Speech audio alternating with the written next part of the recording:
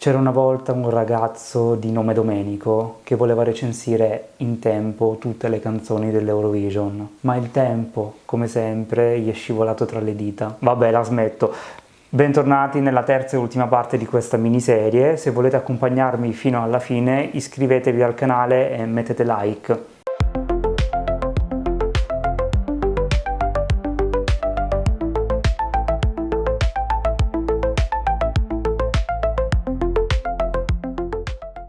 Adesso, finita questa pagliacciata iniziale, andiamo avanti.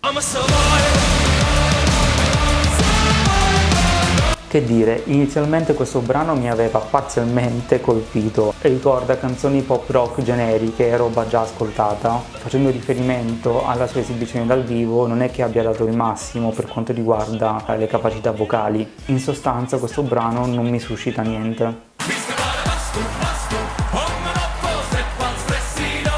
Questo brano è molto particolare, è una proposta diciamo diversa per quanto riguarda la Svezia, perché siamo stati abituati a ben altro, ma riesce comunque a strapparci un sorriso. È un brano molto originale, personalmente non capisco per quale motivo sia al primo posto tra i possibili vincitori, però è un brano molto carino che meriterebbe comunque la top 10, ma sicuramente non la vittoria.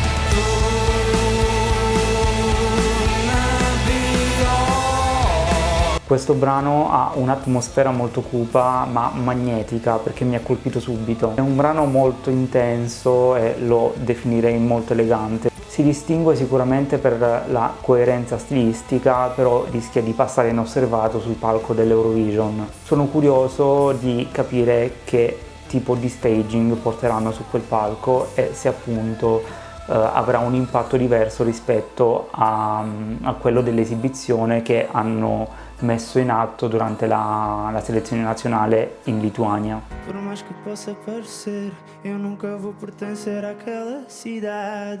Questo brano sicuramente cresce dopo vari ascolti, almeno questa è stata la mia esperienza. Inizialmente non mi piaceva per niente, però dopo vari ascolti mi è arrivato. Personalmente non sono un fan delle sonorità pop rock indie anni 70, però questo è un brano molto piacevole. Secondo me arriveranno in finale e soprattutto arriveranno in top 10 nella classifica finale.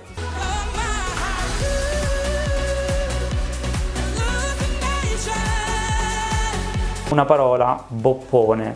Sicuramente uno dei brani più potenti di quest'anno. Sicuramente richiama molto sia per quanto riguarda la musica sia per quanto riguarda l'impostazione vocale Euphoria e Tattoo di Lorin, ma Sissal riesce comunque a dargli una sua personalità facendo dimenticare questa somiglianza con le canzoni di Lorin. Oltre ad essere estremamente simpatica e carismatica, Sissal ha tutte le carte in regola per conquistare l'intera Europa con questo brano. Ho grosse aspettative sullo staging, onestamente. Spero sia diverso rispetto a quello proposto nella selezione nazionale della Danimarca. Bene, siamo arrivati anche alla fine di questo video, siamo arrivati alla fine di questa miniserie, grazie a chi ha resistito per 3 video consecutivi e ci vediamo prestissimo con nuovi contenuti che magari non riguarderanno l'Eurovision, chissà.